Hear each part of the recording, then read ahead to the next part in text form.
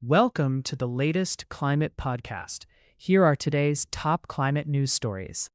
Paisalo Digital, a small cap company in India, is making strides in sustainable development by partnering with major firms to enhance solar energy, electric vehicles, and agricultural machinery. They aim to support small entrepreneurs and rural enterprises by providing affordable loans and financial assistance in healthcare and education sectors. Recently, the company partially redeemed non-convertible debentures, showcasing its financial management. Despite a slight decline in its stock, Paisalo Digital's initiatives reflect a positive commitment to promoting self-reliance and productivity in both urban and rural areas. The overall stock market faced challenges, but Paisalo's efforts shine brightly amid the uncertainty. The Netherlands is set for a positive boost in its construction industry, with an expected growth of 1.7% in 2025, driven by increased investor confidence and significant investments in transport and renewable energy projects. Notably, bankruptcies in the sector have dropped by over 20%, highlighting a healthier market. Looking ahead, the industry is projected to grow at an average of 2.7% annually from 2026 to 2029. Fueled by government investments of €25 billion in road development and ambitious plans to enhance offshore wind energy capacity. This growth reflects the Netherlands' commitment to achieving 75% renewable electricity by 2030. The United States under President Donald Trump is focusing on oil, gas, and coal as key energy sources, while China, led by Xi Jinping, is embracing a battery-powered future. China is rapidly transitioning to electric vehicles, with over half of new cars sold in 2025 expected to be electric or hybrids. This shift is supported by China's dominance in battery production and rare earth materials, crucial for modern technology. Cities like Shenzhen exemplify this electrification trend. Meanwhile, the U.S. risks falling behind as it continues to prioritize fossil fuels, potentially losing its competitive edge in the global energy landscape. India is prioritizing the development of Indigenous Light Water Reactors, LWRs, as part of its nuclear energy strategy, especially following the recent passage of the Shanti Act 2025. This act allows both public and private sectors to engage in nuclear power activities, aligning India with global nuclear commerce. LWRs, which use light water and enriched uranium, are popular worldwide due to their simpler design and efficiency, accounting for over 85% of global nuclear capacity. This initiative aims to enhance India's position in international markets while continuing to develop its existing heavy water reactors, ensuring a sustainable energy future. Tamil Nadu is making impressive strides in sustainability with its Green School scheme, which has led to a remarkable 91% reduction in electricity use in government schools through rooftop solar panels. An official study shows that each school saves about 3,572 kilowatt-hours of energy annually, translating to significant financial savings. Additionally, the Cool Roof Initiative helps combat extreme heat, improving classroom conditions and student performance. The program also emphasizes climate-smart practices like rainwater harvesting and waste management, while training 4,000 teachers as climate ambassadors. Supported by the United Nations Environment Program, these efforts set a national standard for eco-friendly education. Antarctica's penguins are breeding earlier due to climate change, according to a decade-long study by researchers from the University of Oxford and Oxford Brookes University. The study found that Adelie, chinstrap, and gentoo penguins are starting their breeding seasons significantly sooner, with gentoo penguins leading the trend by up to 24 days. While this may seem beneficial, it poses risks as chicks could hatch before essential food sources like krill are available, jeopardizing their survival. This shift could also disrupt the ecosystem, affecting competition among species and the overall health of Antarctic food webs.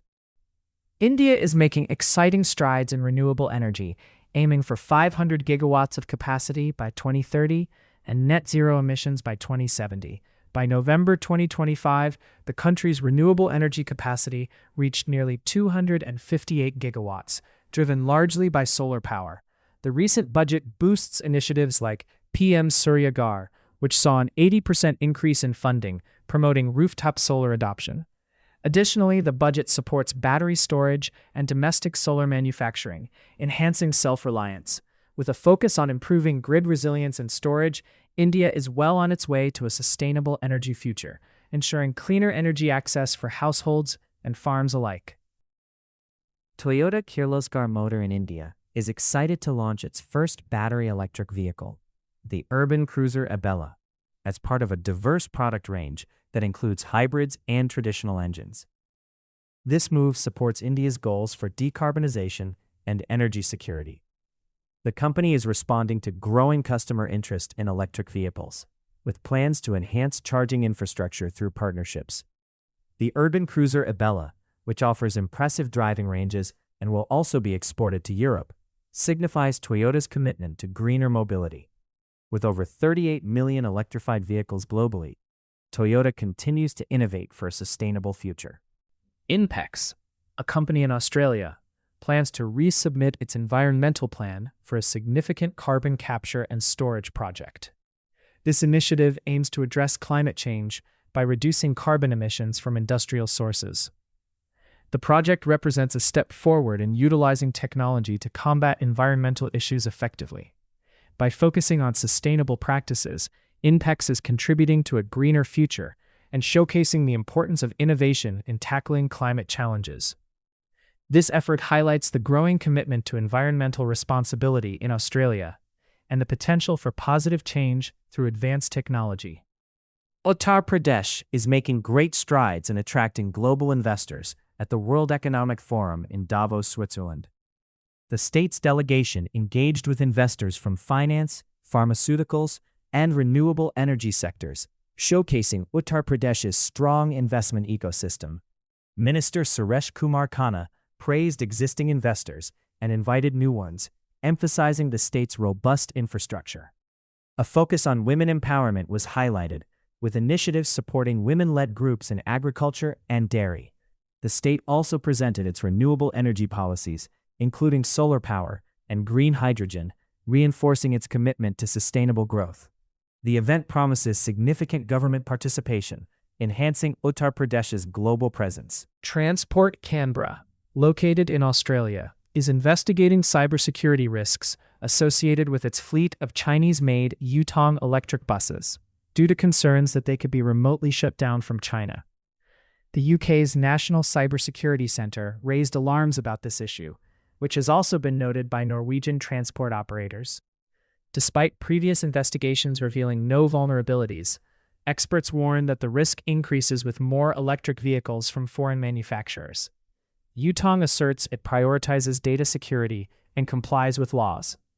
Meanwhile, the buses will remain in service as Transport Canberra continues its investigations. In India, 7 companies, including Inox Green Energy and Wari Energies, have secured impressive work orders worth over 83 crores, showcasing a strong commitment to renewable energy.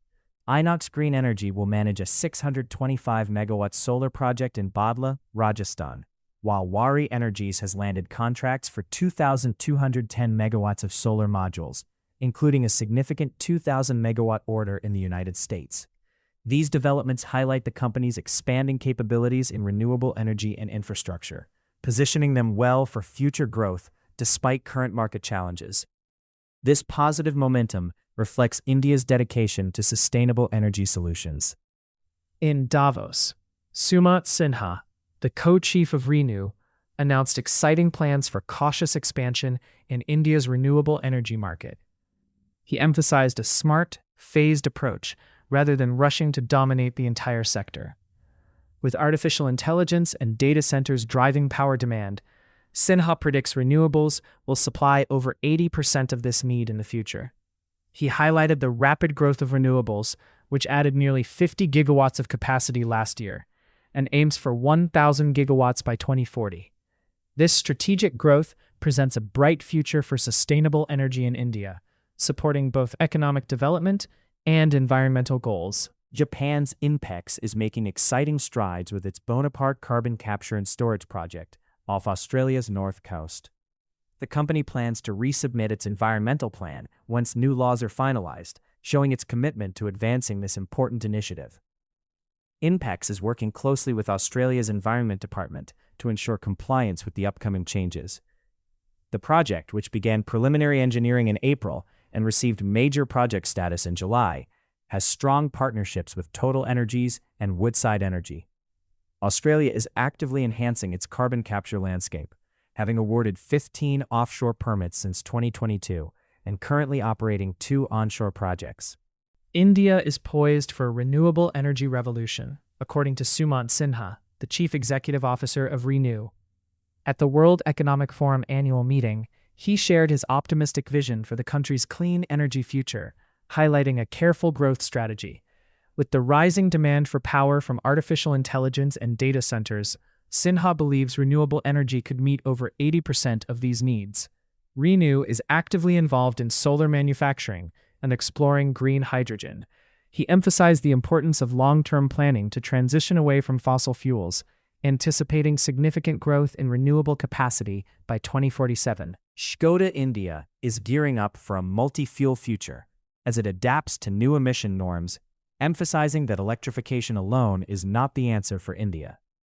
Brand director Ashish Gupta highlighted plans for alternative fuels like flex fuel and CNG, particularly for their new compact SUV, the Kailak.